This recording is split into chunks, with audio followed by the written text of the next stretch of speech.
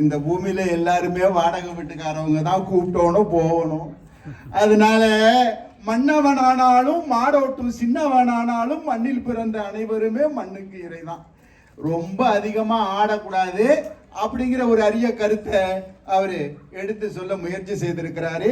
அடுத்ததாக ஒரு அழகான பாடல், அன்பு ஒண்ணுத்தானே நிலைக்கும், ஆட்டம் எல்லாம் ஒண்ணுமில்லை அப்படிங்கிற கருத்தை சொல்வதற்கு வராங்க மீண்டும் சம்ருதி சஞ்சீவன்.